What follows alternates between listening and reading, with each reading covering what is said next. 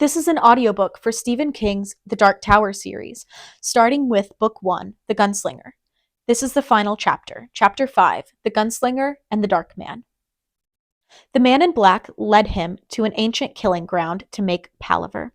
The gunslinger knew it immediately, a Golgotha, place of the skull, and bleached skulls stared blandly up at them. Cattle, coyotes, deer, rabbits. Here the alabaster xylophone of a hen pheasant killed as she fed, there the tiny delicate bones of a mole, perhaps killed for pleasure by a wild dog. The Golgotha was a bowl indented into the descending slope of the mountain, and below, in easier altitudes, the gunslinger could see Joshua trees and scrub firs. The sky overhead was a softer blue than he had seen for 12 months, and there was an indefinable something that spoke of the sea in the not too great distance. I am in the west, Cuthbert, he thought wonderingly. And of course, in each skull, in each rondeur of vacated eyes, he saw the boy's face. The man in black sat on an ancient ironwood log. His boots were powdered white with dust and the uneasy bone meal of this place. He had put his hood up again, but the gunslinger could see the square shape of his chin clearly and the shading of the jaw. The shadowed lips twitched in a smile. Gather wood, gunslinger. This side of the mountains is gentle, but at this altitude the cold still may put a knife in one's belly, and this is the place of death, eh? I'll kill you, the gunslinger said. No, you won't. You can't. But you can gather wood to remember your Isaac. The gunslinger had no understanding of the reference. He went wordlessly and gathered wood like a common cook's boy. The pickings were slim. There was no devil grass on this side, and the ironwood would not burn. It had become stone. He returned finally with a large armload, powdered and dusted with disintegrated bone, as if dipped in flour. The sun had sunk beyond the highest Joshua trees and had taken on a reddish glow and peered at them with baleful indifference through the black, tortured branches. Excellent, the man in black said. How exceptional you are, how methodical, I salute you. He giggled, and the gunslinger dropped the wood at his feet with a crash that ballooned up bone dust. The man in black did not start or jump. He merely began laying the fire. The gunslinger watched, fascinated, as the ideogram, fresh this time, took shape. When it was finished, it resembled a small and complex double chimney about 2 feet high. The man in black lifted his hand skyward, shaking back the voluminous sleeve from a tapered, handsome hand, and brought it down rapidly, index and pinky fingers forked out in the traditional sign of the evil eye. There was a blue flash of flame, and their fire was lighted. I have matches, the man in black said jovially, but I thought you might enjoy the magic. For a pretty gunslinger. Now, cook our dinner. The folds of his robe shivered, and the plucked and gutted carcass of a plump rabbit fell on the dirt. The gunslinger spitted the rabbit wordlessly and roasted it. A savory smell drifted up as the sun went down. Purple shadows drifted hungrily over the bowl where the man in black had chosen to finally face him. The gunslinger felt hunger begin to rumble endlessly in his belly as the rabbit browned, but when the meat was cooked and its juices sealed in, he handed the entire skewer wordlessly to the man in black, rummaged in his own nearly flat knapsack, and withdrew the last of his jerky. It was salty, painful to his mouth, and tasted like tears. That's a worthless gesture, the man in black said, managing to sound angry and amused at the same time. Nevertheless, the gunslinger said, there were tiny sores in his mouth, the result of vitamin deprivation, and the salt taste made him grin bitterly. Are you afraid of the enchanted meat? Yes. The man in black slipped his hood back. The gunslinger looked at him silently. In a way, the face of the man in black was an uneasy disappointment. It was handsome and regular, with none of the marks and twists which indicate a person who has been through awesome times and who has been privy to great and unknown secrets. His hair was black and of a ragged, matted length. His forehead was high, his eyes dark and brilliant. His nose was nondescript. His lips were full and sensual. His complexion was pallid, as was the gunslinger's own. He said finally, I expected an older man. Not necessary. I am nearly immortal. I could have taken a face that you more expected, of course, but I elected to show you the one that I was, born with. See, gunslinger, the sunset. The sun had departed already, and the western sky was filled with a sullen furnace light. You won't see another sunrise for what may seem a very long time, the man in black said softly. The gunslinger remembered the pit under the mountains, and then looked at the sky, where the constellations sprawled in clock spring profusion. It doesn't matter, he said softly. Now. The man in black shuffled the cards with flying, merging rapidity. The deck was huge, the designs on the back of the cards convoluted. These are tarot cards, the man in black was saying, a mixture of the standard deck and a selection of my own development. Watch closely, Gunslinger. Why? I'm going to tell you your future, Roland. 7 cards must be turned, one at a time, and placed in conjunction with the others. I've not done this for over 300 years, and I suspect I've never read one quite like yours. The mocking note was creeping in again, like a Kuvian night soldier with a killing knife gripped in one hand. You are the world's last adventurer, the last crusader. How that must please you, Roland. Yet you have no idea how close you stand to the tower now, how close in time. Worlds turn about your head. Read my fortune, then, he said harshly. The first card was turned. The Hanged Man, the man in black said.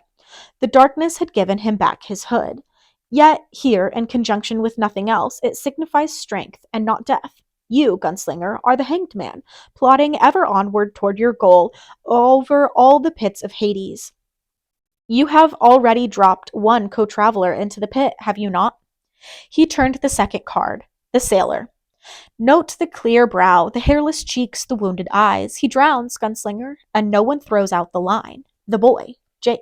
The gunslinger winced and said nothing. The third card was turned. A baboon stood grimly astride a young man's shoulder. The young man's face was turned up, a grimace of stylized dread and horror on his features. Looking more closely, the gunslinger saw the baboon held a whip. The prisoner, the man in black said. The fire cast uneasy, flickering shadows over the face of the ridden man, making it seem to move and writhe in wordless terror. The gunslinger flicked his eyes away. A trifle upsetting, isn't he? The man in black said, and seemed on the verge of sniggering. He turned the fourth card. A woman with a shawl over her head sat spinning at a wheel. To the gunslinger's dazed eyes, she appeared to be smiling craftily and sobbing at the same time. The Lady of Shadows, the man in black remarked. Does she look two-faced to you, Gunslinger? She is. A veritable Janus. Why are you showing me these? Don't ask, the man in black said sharply. Yet he smiled. Don't ask, merely watch. Consider this only pointless ritual if it eases you and cools you to do so, like church. He tittered and turned the fifth card. A grinning reaper clutched a scythe with bony fingers. Death, the man in black said simply. Yet not for you.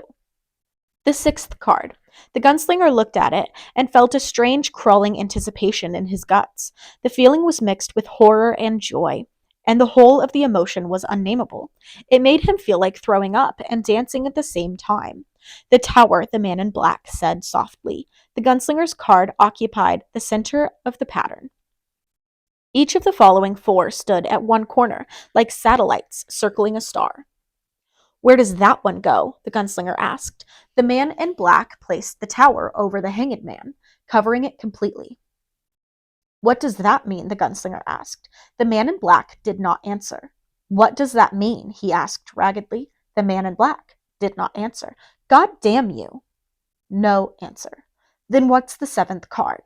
The man in black turned the 7th card. A sun rose in a luminously blue sky. Cupids and sprites sported around it. The 7th is life, the man in black said softly. But not for you. Where does it fit in the pattern? That is not for you to know, the man in black said, or for me to know. He flipped the card carelessly into the dying fire. It charred, curled, and flashed to flame.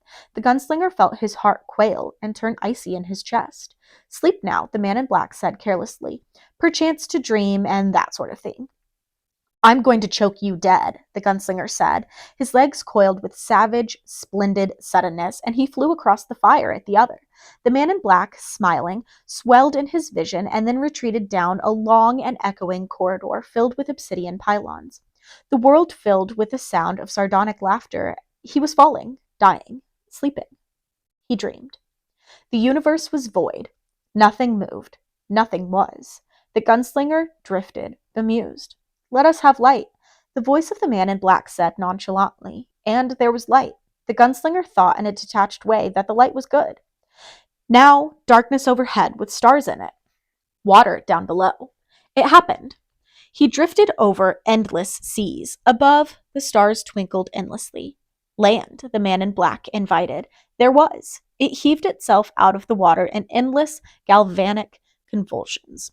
It was red, arid, cracked, and glazed with sterility. Volcanoes blurted endless magma like giant pimples on some ugly adolescent's baseball head.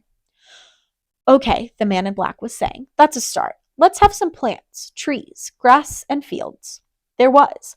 Dinosaurs rambled here and there, growling and woofing and eating each other and getting stuck in bubbling, odoriferous tar pits. Huge tropical rainforests sprawled everywhere. Giant ferns waved at the sky with serrated leaves. Beetles with two heads crawled on some of them.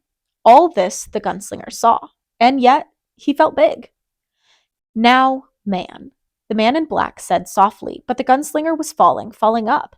The horizon of this vast and fecund earth began to curve. Yes, they had all said it was curved, his teachers. They had claimed it had been proved long before the world had moved on, but this. Further and further, continents took shape before his amazed eyes and were obscured with clock springs of clouds. The world's atmosphere held it in a placental sack, and the sun rising beyond the earth's shoulder. He cried out and threw an arm before his eyes. Let there be light! The voice that cried was no longer the man in black. It was gigantic, echoing. It filled space, and the spaces between spaces. Light! Falling, falling. The sun shrank. A red planet crossed with canals whirled past him, two moons circling it furiously. A whirling belt of stones, a gigantic planet that seethed with gases too huge to support itself, oblate in consequence. A ringed world that glittered with its engirdlement of icy spiculas. Light, let there be. Other worlds, 1, 2, 3. Far beyond the last one, lonely ball of ice and rock twirling in dead darkness about the sun that glittered no brighter than a tarnished penny. Darkness. No, the gunslinger said, and his words were flat, echoless in the dark. It was darker than dark. Beside, it was the darkest night of a man's soul, was noonday. The darkness under the mountains was a mere smudge on the face of light. No more, please, no more now, no more. Light. No more, please. The stars themselves began to shrink. Whole nebulae drew together and became mindless smudges. The whole universe seemed to be drawing around him. Jesus, no more, no more, no more. The voice of the man in black whispered silkily in his ear. Then renege, cast away all thoughts of the tower. Go your way, gunslinger, and save your soul. He gathered himself, shaken and alone, enwrapped in darkness, terrified of an ultimate meaning rushing at him. He gathered himself and uttered the final flashing imperative, no, never. Then let there be light. And there was light, crashing in on him like a hammer, a great and primordial light. In it, consciousness perished, but before it did, the gunslinger saw something of cosmic importance. He clutched it with agonized effort and sought himself. He fled the insanity the knowledge implied, and so came back to himself. It was still night, whether the same or another, he had no way of knowing. He pushed himself up from where his demon spring at the man in black had carried him, and looked at the ironwood where the man in black had been sitting. He was gone. A great sense of despair flooded him. God, all that to do over again. And then the man in black said from behind him, Over here, gunslinger. I don't like you so close. You talk in your sleep. He tittered. The gunslinger got groggily to his knees and turned around. The fire had burned down to red embers and gray ashes, leaving the familiar decayed pattern of exhausted fuel. The man in black was seated next to it, smacking his lips over the greasy remains of the rabbit. You did fairly well, the man in black said. I never could have sent that vision to Martin. He would have come back drooling. What was it? The gunslinger asked. His words were blurred and shaky. He felt that if he tried to rise, his legs would buckle. The universe, the man in black said carelessly. He burped and threw the bones into the fire, where they glistened with unhealthy whiteness. The wind above the cup of the Golgotha whistled with keen unhappiness. Universe, the gunslinger said blankly. You want the tower, the man in black said. It seemed to be a question. Yes. But you shan't have it, the man in black said, and smiled with bright cruelty. I have an idea of how close to the edge that last pushed you. The tower will kill you half a world away. You know nothing of me, the gunslinger said quietly, and the smile faded from the other's lips. I made your father. And I broke him, the man in black said grimly. I came to your mother through Martin and took her. It was written, and it was. I am the furthest minion of the Dark Tower. Earth has been given into my hand. What did I see? The gunslinger asked. At the end. What was it? What did it seem to be? The gunslinger was silent, thoughtful. He felt for his tobacco, but there was none. The man in black did not offer to refill his poke by either black magic or white. There was light, the gunslinger said finally, great white light, and then he broke off and stared at the man in black. He was leaning forward, and an alien emotion was stamped on his face, writ too large for lies or denial. Wonder. You don't know, he said, and began to smile. O great sorcerer who brings the dead to life, you don't know. I know, the man in black said, but I don't know what. White light, the gunslinger repeated, and then a blade of grass. One single blade of grass that filled everything. And I was tiny, infinitesimal. Grass. The man in black closed his eyes. His face looked drawn and haggard. A blade of grass. Are you sure? Yes, the gunslinger frowned, but it was purple. And so the man in black began to speak. The universe, he said, offers a paradox too great for the finite mind to grasp. As the living brain cannot conceive of a non-living brain, although it may think it can, the finite mind cannot grasp the infinite. The prosaic fact of the universe's existence single-handedly defeats the pragmatist and the cynic. There was a time, yet 100 generations before the world moved on, when mankind had achieved enough technical and scientific prowess to chip a few splinters from the great stone pillar of reality. Even then, the false light of science, knowledge if you like, shone in only a few developed countries. Yet a tremendous increase of available facts, there were remarkably few insights. Gunslinger, our fathers conquered the disease which rots, which we call cancer. Almost conquered aging, went to the moon. I don't believe that, the gunslinger said flatly, to which the man in black merely smiled and answered, You needn't. And made or discovered 100 other marvelous baubles, but this wealth of information produced little or no insight. There were no great odes written to the wonders of artificial insemination. What? Having babies from frozen man sperm. Bullshit. As you wish, although not even the ancients could produce children from that material. Or to the car which moves. Few, if any, seemed to have grasped the principle of reality. New knowledge leads always to yet more awesome mysteries. Greater physiological knowledge of the brain makes the existence of the soul less possible, yet more probable by the nature of search. Do you see? Of course you don't. You are surrounded by your own romantic aura. You lie cheek and jowl daily with the arcane. Yet now you approach the limits, not of belief, but of comprehension. You face reverse entropy of the soul. But to be more prosaic, the greatest mystery the universe offers is not life, but size. Size encompasses life, and the tower encompasses size. The child who is at home with wonder says, Daddy, what is above the sky? And the father says, the darkness of space. The child, what is beyond space? The father, the galaxy. The child, beyond the galaxy. The father, another galaxy. The child, beyond the other galaxies. The father, no one knows. You see, size defeats us. For the fish, the lake in which he lives is the universe. What does the fish think when he is jerked up by the mouth through the silver limits of his existence and into a new existence where the air drowns him and the light is blue madness, where huge bipeds with no gills stuff it into a suffocating box and cover it with wet weeds to die? Or one might take the point of a pencil and magnify it. One reaches the point where a stunning realization strikes home. The pencil point is not solid. It is composed of atoms which whirl and revolve like a trillion demon planets.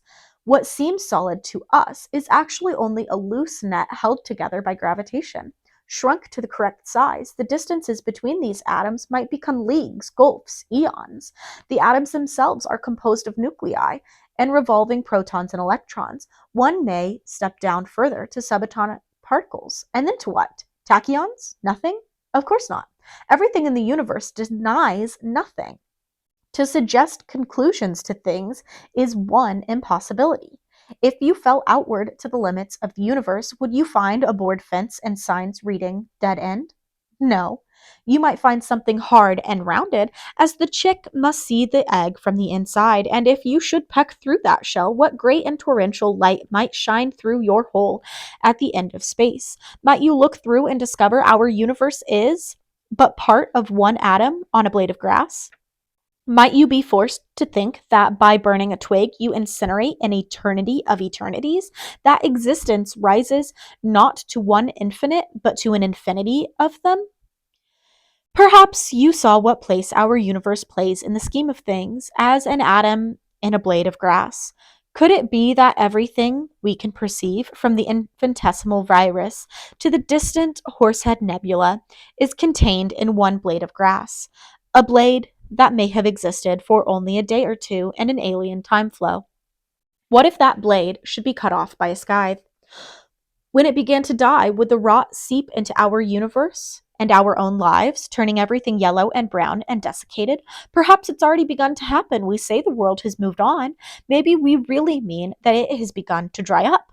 Think how small such a concept of things makes us, Gunslinger. If a god watches over it all, does he actually met out justice for a race of gnats among an infinitude of races of gnats? Does his eye see the sparrow fall when the sparrow is less than a speck of hydrogen floating disconnected in the depths of space? And if he does see, what must the nature of such a god be? Where does he live? How is it possible to live beyond infinity? Imagine the sand of the Mohaine Desert, which you crossed to find me.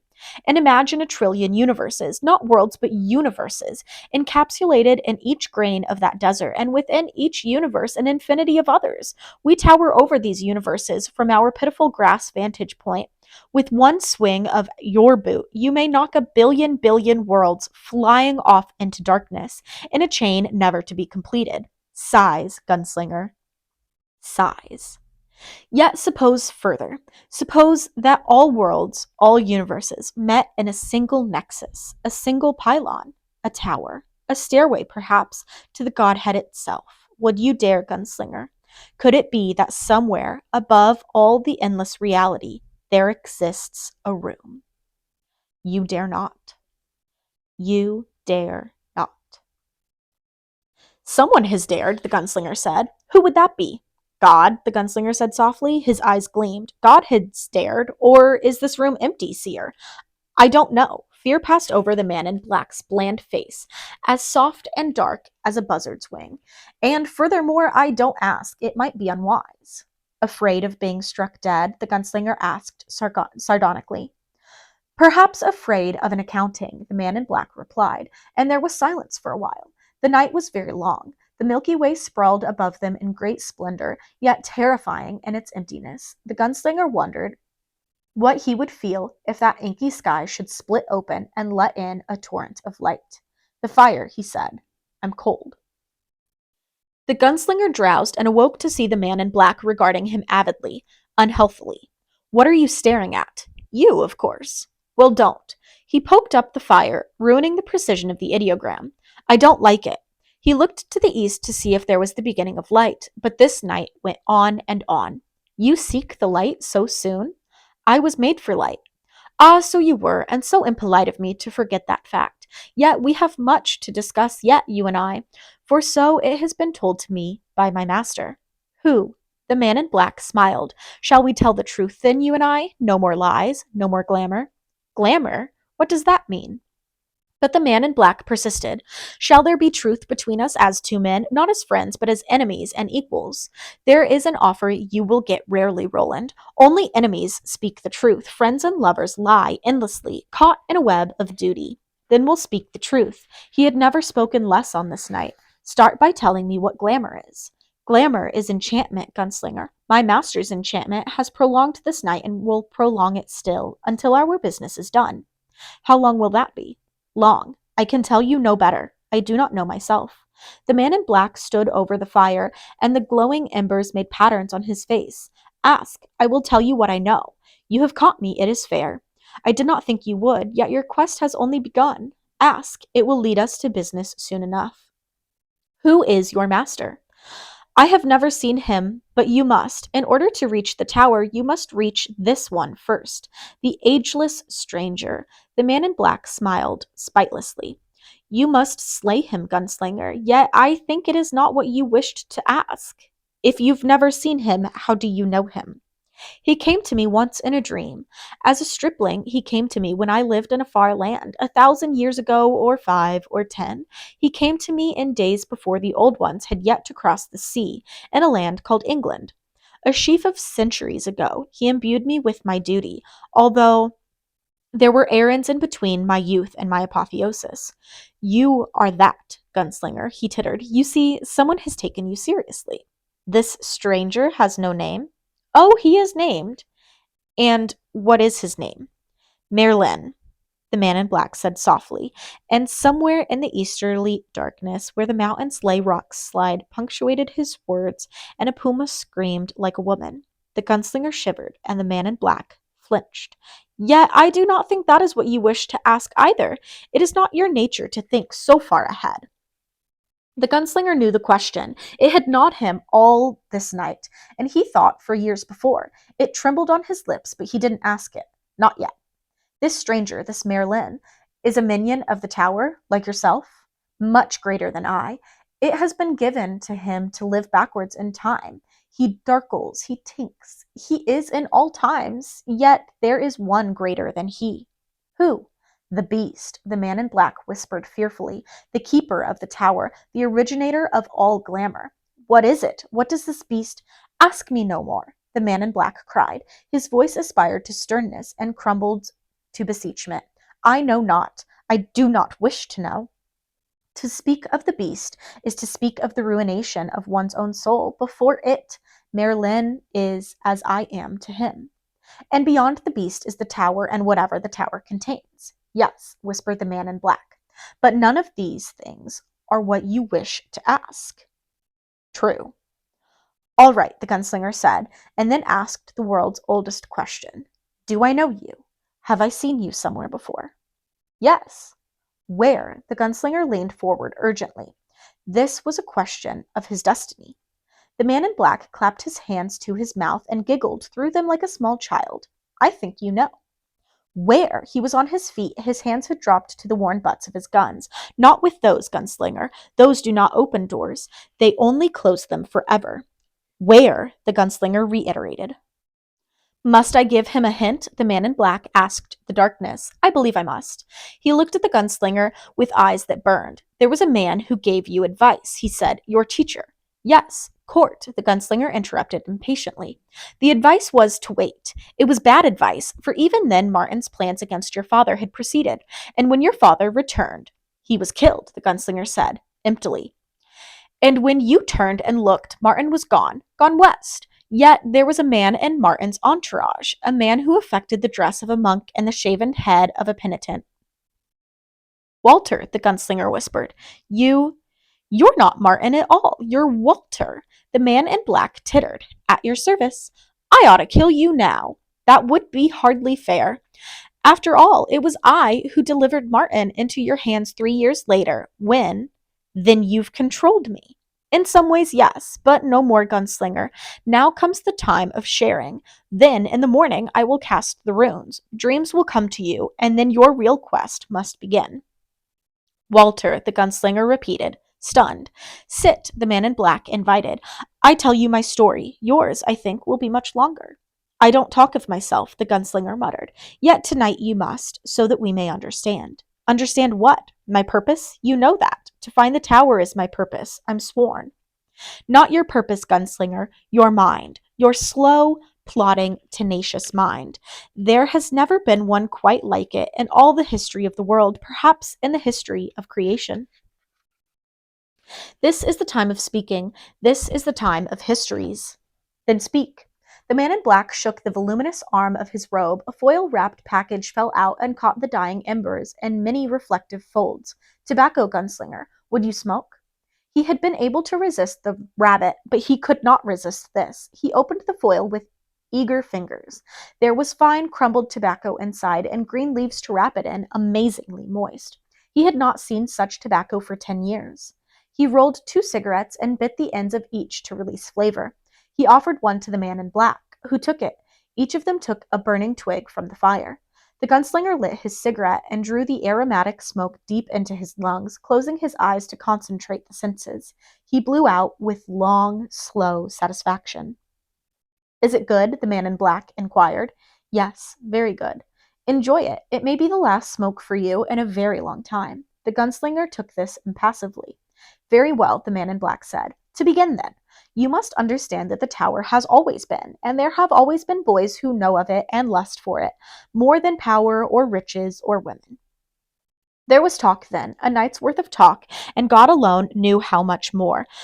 But the gunslinger remembered little of it later, and to his oddly practical mind, little of it seemed to matter. The man in black told him that he must go to the sea, which lay no more than 20 easy miles to the west, and there he would be invested with the power of drawing.